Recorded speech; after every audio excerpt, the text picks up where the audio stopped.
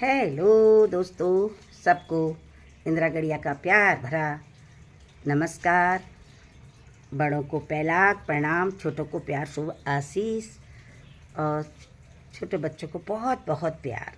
और दोस्तों, आज सबसे पहले तो आपका अपने जाने पहचाने चैनल इंदिरा गड़िया देवभूमि उत्तराखंड ब्लॉग्स में आपका तहे दिल से स्वागत है।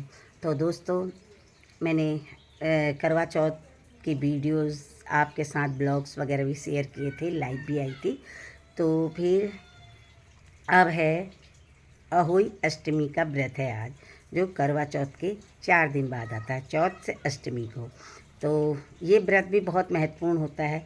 हम अपने पति की दीर्घ आयु के लिए रखते हैं, तो अपने बच्चों की दीर्घ आयु के लिए भी हमें ये व्रत रखना चाहिए। तो दोस्तों, तो आज है अहोई अष्टमी।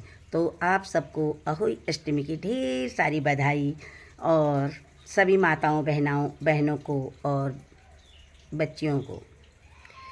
तो दोस्तों, माता अहोई से मैं प्रार्थना करती हूँ कि सभी के बच्चे दीर्घ आयु हों, और जिन बेटियों की बहनों की गोद सोनी है, तो अहोई माता उनकी गोद भरे और उनके घर आंगन में भी किलकारियाँ गूंजें।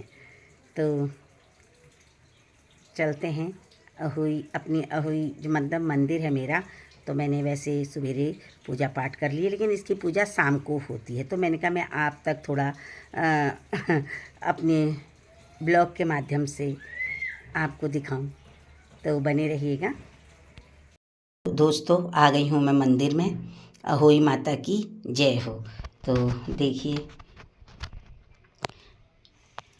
ये है मेरा मंदिर। दोस्तों, ये भी करवा चौथ की तरह ही रखा जाता है व्रत। तो मैं आपको बताती हूँ। मैंने देखो माता की चौकी स्थापित कर दी है, उसमें लाल रंग का वस्त्र बिछाया है, और ये हैं 2 घड़, जिसमें नीचे वाले घड़े में है गेहूँ और ऊपर है जल, और यह है अहोई माता का लॉकेट। अब पूजा के बाद हम इसको अपने गले में धारण कर लेंगे।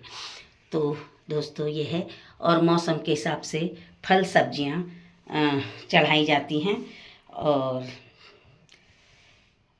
और जिस तरह करवा चौथ में अपनी तुम सासू माँ के लिए बायना मनसते हो, तो उसी तरह ये भी मैंने पकवान तो बनाए नहीं हैं, शाम को बनाऊंगी पुए वगैरह।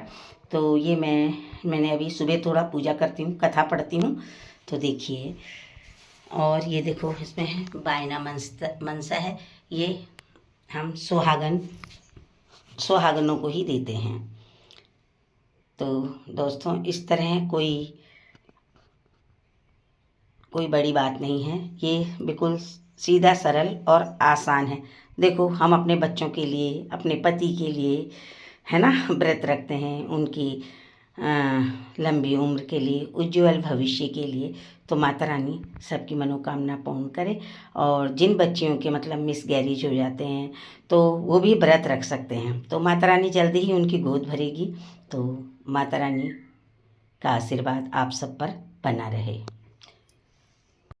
अहोई माता की जय हो।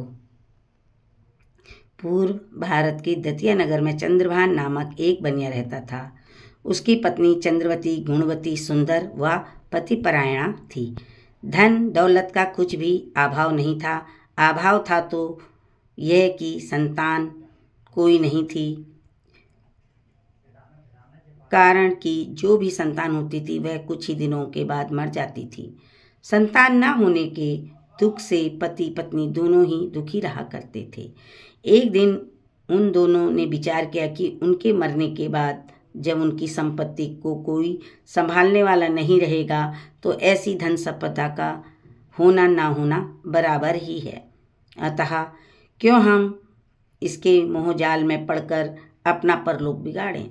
ऐसा सोचकर अगले ही दिन दोनों जंगल की ओर निकल पड़े। चलते चलते वे कुछ ही दिनों में बदरिकाश्रम पहुँचे। वहाँ एक शीतल कुंड था। दोनों उस कुंड के समीप अन्न जल का त्याग कर प्राण त्यागने के उद्देश्य से बैठ गए। उन्हें वहाँ बैठा 7वां दिन था। उसी दिन रात्रिकाल में आकाशवाणी हुई, जिस कारण तुम दुखी होकर प्राण त्यागने का निश्चय कर बैठे हो, वह तुम्हारे पूर्व जन्मों के पापों का फल है। यदि तुम लोग घर जाकर नियम पूर्वक अहोई अष्टमी का व्रत करो तो अहोई माता तुम पर प्रसन्न हो जाएगी। तब तुम उनसे पुत्र की कामना करते हुए उनके दीर्घ आयु होने का वर मांग लेना।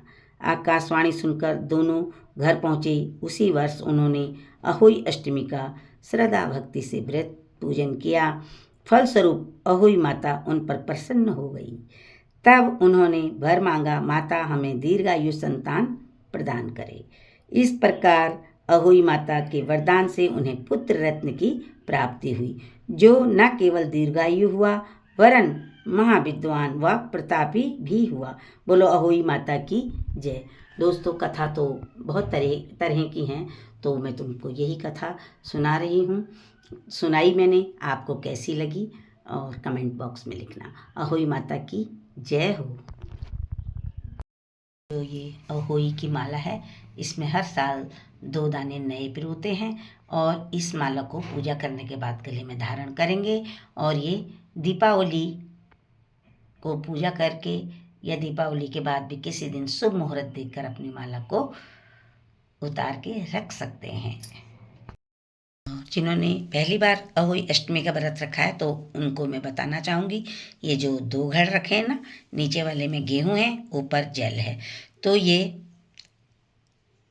नहीं हिलेंगे अपनी जगह तक। दीपावली में आप नीचे वाले गेहूँ को आप दान कर सकते हैं, ब्राह्मण को या कन्या को, किसी को भी। और जो ऊपर वाला जल है, इससे आप स्वयं भी नहाएं और अपने बच्चों को भी इस जल से स्नान कराएं। और शाम को रही तारों को अर्घ देने की बात, तो मैंने रखा है ये स्टील का लोटा रखा है, इसमें जो जल है इससे हम शाम को तारों को। और दोस्तों, जिस तरह करवा चौथ में हम चाँद को देख करके अपना व्रत खोलते हैं और इसमें तारों को अर्घ दे करके अपने व्रत को खोलते हैं। और खाने में मतलब जब हम लोग शाम को बनाते हैं तो कहते हैं इसमें दूध भात का बहुत महत्व है। तो दूध भात तो क्या खीर बना सकते हैं आप, तो खीर बनाएं और खीर ज़रूर बनाएं और बच्चों को जो पसंद हो उनके पसंद का खाना ज़रूर खिलाएं उन्हें, है ना। तो दोस्तों, बाय बाय, फिर मिलेंगे नेक्स्ट अगली वीडियो में, ठीक है। Bye bye.